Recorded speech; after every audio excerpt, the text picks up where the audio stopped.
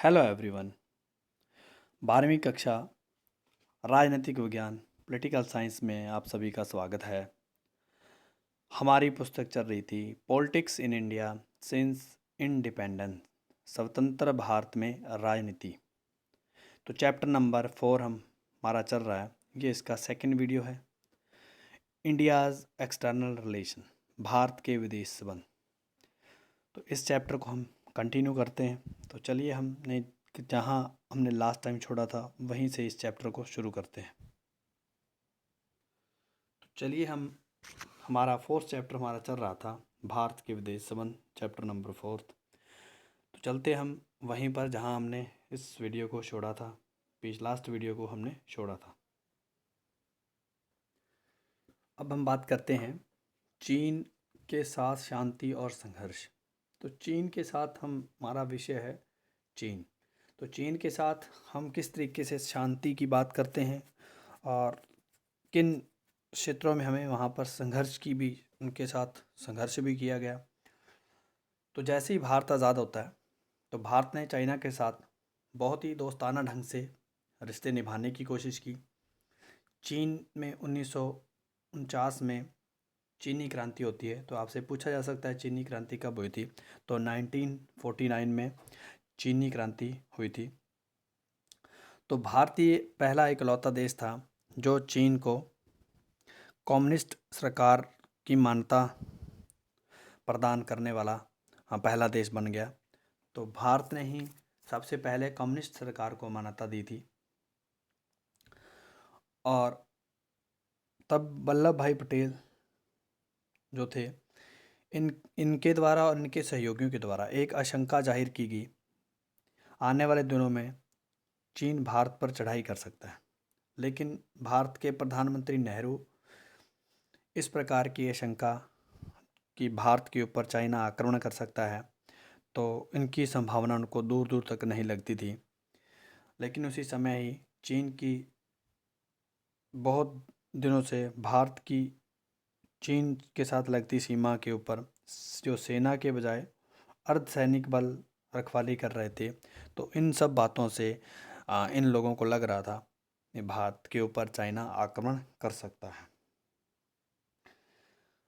अब नेहरू की ओर से और चाइना के जो चीफ थे चाओ एन लाई, और भारत की ओर से पंडित जवाहरलाल नेहरू, इनकी ओर से, दोनों की ओर से 5 सिद्धांत जाने की पंचशील की जो है घोषणा की गई। ये पंचशील शांति के सहज अस्तित्व के लिए थे, ताकि जो है दोनों के बीच, देशों के बीच में शांति बनी रहे और दोनों देश लंबे टाइम तक एक दूसरे का साथ निभाएं। तो संयुक्त रूप से इन दोनों व्यक्तियों के द्वारा, जो चीन के प्रमुख थे चाओ एन लाई और भारत के पंडित जवाहरलाल नेहरू, इन दोनों की ओर से पंचशील सिद्धांत जो है वो अपनाया गया। और ये 29 अप्रैल 1954 में ये अपनाया गया। दोनों ये इसलिए अपनाया गया ताकि दोनों देश जो है एक मजबूती से संबंध बनाकर आगे बढ़ सकें। और दोनों ही भारत के और चाइना के नेताओं ने एक दूसरे देशों का दौरा किया। दोनों के ही स्वागत के लिए चाइना की ओर से भी और भारत की ओर से भी भारी भीड़ जुटाएगी। तो ये एक प्रकार का स्वागत का नज़रिया होता है। कोई भी देश, जिस देश के साथ आप अच्छे संबंध चाहते हो, उस देश का अगर चीफ वो आपके देश में आता है तो उनका स्वागत के लिए एक अच्छी सेरेमनी जो है की जाती है, जिसमें भारी भारी मात्रा में लोग जो इकट्ठे किए जाते हैं। तो ऐसे ही कुछ काम पंडित जवाहरलाल नेहरू की ओर से भी किया गया। लेकिन भारत और चाइना के बीच में कुछ खटास के कारण थे। तो भारत और चाइना में असली खटास यानी के संबंधों में गिरावट इसलिए तब आई जब चाइना ने तिब्बत के ऊपर कब्जा कर लिया। भारत और चीन के बीच ऐतिहासिक रूप से मध्यवर्ती एक राज्य बना चला आ रहा था जो ख़त्म हो चुका था।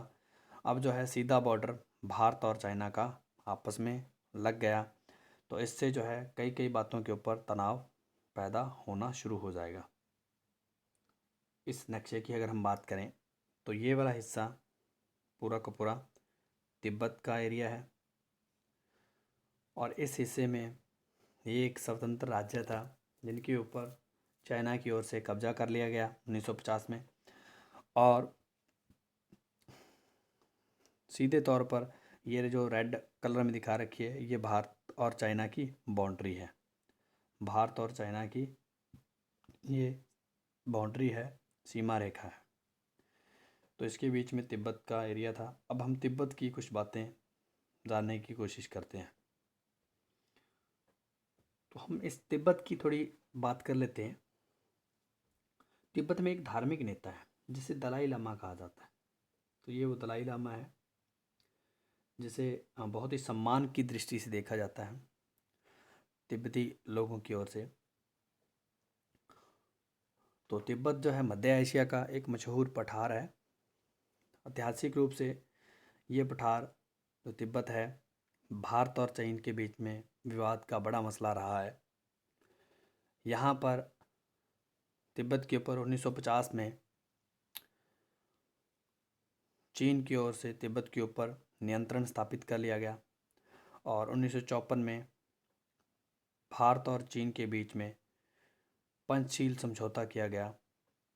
इनमें प्रावधान था कि दोनों देश एक दूसरे की प्रभुसत्ता क्षेत्र का सम्मान करेंगे और दोनों देश शांतिपूर्ण तरीके से रहेंगे।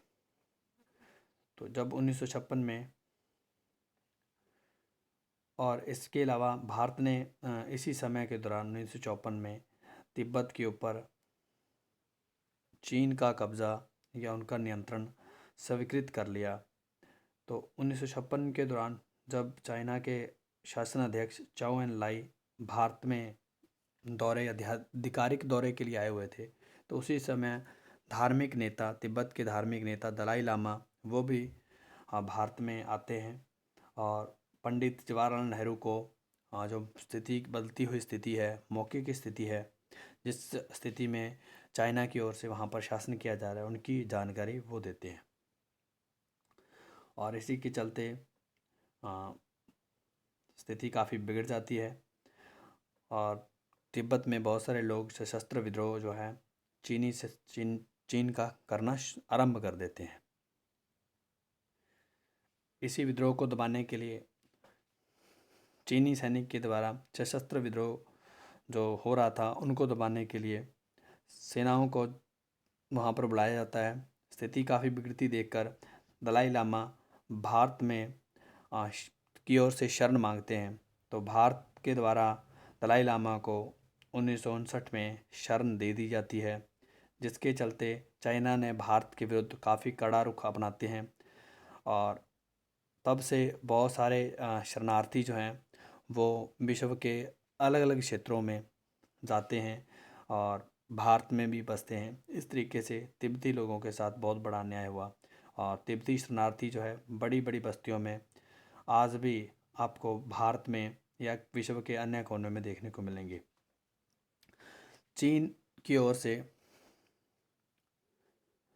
की ओर से तिब्बत को अपना अभिन्न अंग माना गया है और चाइना की ओर से शासन दिया गया है कि तिब्बत को बहुत ज़्यादा स्वायत्तता दे दी गई है। और लेकिन जो तिब्बती लोग हैं उनका मानना है यहाँ की पारंपरिक संस्कृति और धर्म को नष्ट करने के लिए चीन ने साम्यवाद को यहाँ पर फैलाया है और चाइना का भी ये रोल है। चाइना यहाँ पर अधिक से अधिक जो चीनी बसिंदे हैं या चीनी लोग हैं उनको यहाँ पर तिब्बत मिलाकर बसाया जाए ताकि किसी प्रकार का विद्रोह वो पैदा ना हो पाए। अब ये देखिए, इसी पॉलिसी की वजह से ही जो चाइना के साथ पंचशील सिद्धांत इन्होंने अपनाए थे, तो नेहरू का काफ़ी विरोध भी होता है। अब ये लाओ एन चाई है, इन्होंने क्या कहा है, खबरदार इस कार्टून में अगर कोई भी नागवार हरकत होती है तो जिम्मेवारी तुम्हारी है और नेहरू को ही या अर्थात भारत को ही के ऊपर ही जो है बंदिशें लग जाएंगी। तो इस प्रकार की चाइनीज़ पॉलिसी को भारत ने किस तरीके से अपनाया, तो ये हमारी समझ से बाहर है।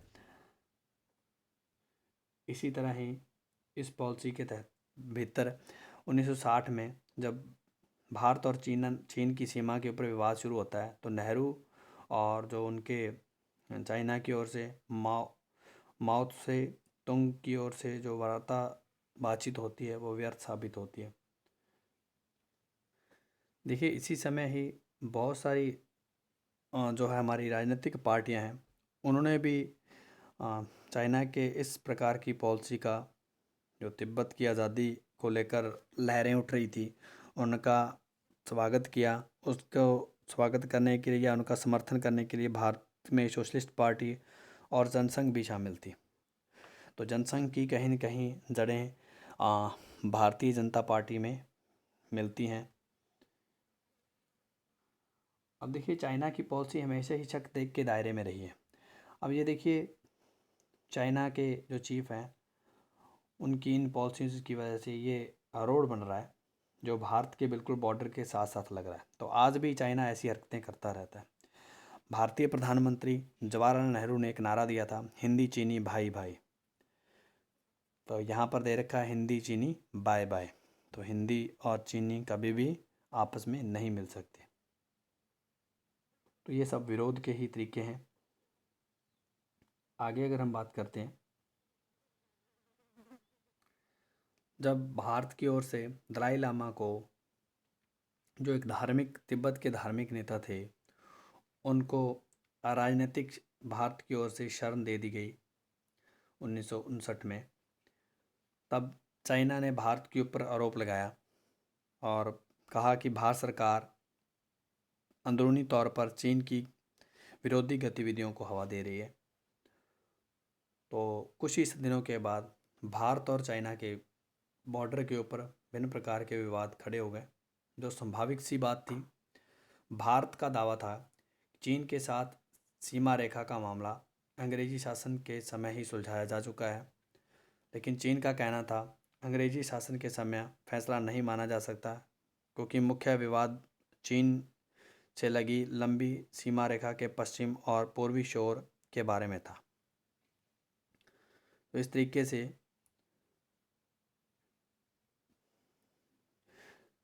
से चीन ने भारतीय भू क्षेत्र में पड़ने वाले दो इलाके, जो थे जम्मू कश्मीर के लद्दाख के कुछ हिस्से, उसमें अक्साई चीन, और अरुणाचल प्रदेश के अधिकांश हिस्सों को अपना अधिकार जताया। अरुणाचल प्रदेश को उस समय नेफा और उत्तरी पूर्वी सीमांत कहा जाता था, जब 1957 और 1959 के बीच में चीन ने अक्साई चीन के इलाके पर कब्जा कर लिया। इसके इलाके में उसने राजनीतिक बढ़त हासिल करने के लिए कुछ सड़कें बना दी और दोनों देशों के शीर्ष नेताओं के बीच में लंबी चौड़ी वार्ताएं होती हैं, लेकिन इसके बावजूद भी किसी प्रकार का मसला सुलझाया नहीं जा सका। आगे अगर हम बात करें तो पूरे विश्व का ध्यान दो महाशक्तियों की तनी तनी के बीच में के संकट के पर लगा हुआ था। उसी समय चाइना की ओर से 1962 के अक्टूबर मास में दोनों ही विवादित क्षेत्रों के ऊपर हमला कर दिया गया। पहला हमला एक हफ्ते तक चला, जो चीन के द्वारा अरुणाचल प्रदेश में के कुछ महत्वपूर्ण इलाकों पर कब्जा कर लिया गया, और नवंबर महीने के शुरू में लद्दाख के लगे पश्चिमी मोर्चों के ऊपर भी चीन ने अपनी चीन की जो बढ़ती हुई बढ़त को भारतीय सेना ने रोका। लेकिन पूर्वी शोर में अरुणाचल प्रदेश के हिस्से में जो चीनी सेना थी वो लगभग असम के मैदानी क्षेत्रों में प्रवेश कर चुकी थी। आखिरकार चीन की ओर से युद्ध विराम की घोषणा की गई और चीनी सेना वापस अपने उसी मुकाम पर लौट गई जहां वो पहले तैनात थी। चाइना की ओर से किए गए इस हमले की वजह से भारत की छवि को काफ़ी ठेस पहुंची। इस मसले में सोवियत संघ की अगर हम बात करें तो वो तटस्थ रहा। तटस्थ मतलब उसने किसी प्रकार की कोई बयानबाजी नहीं की। ये भारत की सीधा ही भारतीय राष्ट्रीय स्वाभिमान के ऊपर चोट थी, और भारत का जो विश्व स्तर पर जो छवि थी वो काफ़ी गिर गई। और इसमें जो है सैनिक, जो प्रमुख सैनिक कमांडर थे, उन्होंने इस्तीफ़ा दे दिया, और इसी के चलते जो भारत के तत्कालीन रक्षा मंत्री थे वी.के. कृष्ण मेनन, इन्होंने भी अपना मंत्रिमंडल का पद छोड़ दिया। और नेहरू की भी इस घटना की वजह से छवि के ऊपर काफ़ी ज़्यादा उनको भी नुकसान उठाना पड़ा। इसके चलते तुरंत जो आगे आने वाले चुनाव थे तो कांग्रेस पार्टी को उपचुनाव में हार का मुंह देखना पड़ा। 1962 के बाद के संबंधों की अगर हम बात करें तो भारत और चीन के संबंधों में दोबारा सामान्य होने में लगभग 10 वर्षों का समय लगा। 1976 में जब दोनों देशों के राजनयिक संबंध बहाल हो सके तो 1976 में भारत की ओर से शीर्ष नेता अटल बिहारी वाजपेयी, तब ये भारत के विदेश मंत्री थे, इन्होंने 1979 में चाइना का दौरा किया और इसी समय के बाद जो है भारत की ओर से राजीव गांधी बतौर प्रधानमंत्री चाइना का दौरा करते हैं और इस तरीके से धीरे धीरे भारत और चाइना के संबंधों में वापस सुधार आने लगा। और भारत और चाइना के संबंधों में अधिकतर जो मसले थे वो व्यापारिक थे। व्यापारिक मसलों को लेकर इनके बीच में संबंधों में कुछ सुधार हुआ। यहाँ पर एक फिल्म हकीकत की चर्चा की गई है जिसमें जो एक सैनिक कमांडर होते हैं जिनका नाम बहादुर, सेना का कप्तान होता है जिसका नाम होता है बहादुर सिंह, ये घुमंतू जाति के कबीले के एक लड़की कम्मो की मदद से चाइना की ओर से किए गए आक्रमण को विफल कर देता है। तो इस प्रकार की ये एक डॉक्यूमेंट्री फिल्म है जिसमें विभिन्न प्रकार के उस समय के कैप्चर किए गए वीडियो दृश्यों को भी फिल्माया गया है। तो ये फिल्म है हकीकत, जो आपको ज़रूर देखनी चाहिए, जो भारत और चाइना के युद्ध के समय की है। इसी समय के दौरान भारत की राजनीति में भी कई प्रकार के बदलाव देखने को मिले। भारत में जो विपक्षी दल थे उनकी भूमिका के ऊपर बहुत सारे प्रकार के सवाल पैदा होने शुरू हो गए। भारत और चाइना के बीच में बढ़ते तनाव की वजह से, ये युद्ध की वजह से भारतीय कम्युनिस्ट पार्टी, जिसे भाकपा कहा गया, उनके भीतर काफ़ी उठक बैठक शुरू हो गई और उसमें से कुछ जो है चाइना के समर्थन में थे, तो जिसकी वजह से संभाविक सी बात है पार्टी में दरारें पड़नी आरंभ होगी और 1964 में भारतीय कम्युनिस्ट पार्टी जो है वो टूट जाती है और ये पार्टी दो कौमों में बढ़ जाती है। उनमें से एक पार्टी मार्क्सवादी भारतीय कम्युनिस्ट पार्टी CPIM माकपा बनाई गई। चीन युद्ध के क्रम में माकपा के कई नेताओं को चीन का पक्ष लेने के रूप में गिरफ्तार किया गया। इसी भारत और चीन की युद्ध के बाद भारत का जो पूर्वी पक्ष, जो काफ़ी आर्थिक रूप से पिछड़ा हुआ था, उनकी तरफ सुधार की बातें की गई और राष्ट्रीय एकता और अखंडता के लिहाज से इस इलाके के विकास के ऊपर जो है का चुनौतीपूर्ण जो कार्य था वो किया गया। इस इलाके को के साथ जो है ढलने की भारत की ओर से कोशिश की गई। नागालैंड को प्रांत का दर्जा दे दिया गया। मणिपुर और त्रिपुरा को, जो हालांकि केंद्र शासित प्रदेश थे, अलग प्रकार की विधानसभाओं का निर्वाचित करने का अधिकार दे दिया गया। तो इस तरीके से भारत और चाइना के युद्ध के कुछ कॉन्सिक्वेंस निकलते हैं, परिणाम निकलते हैं।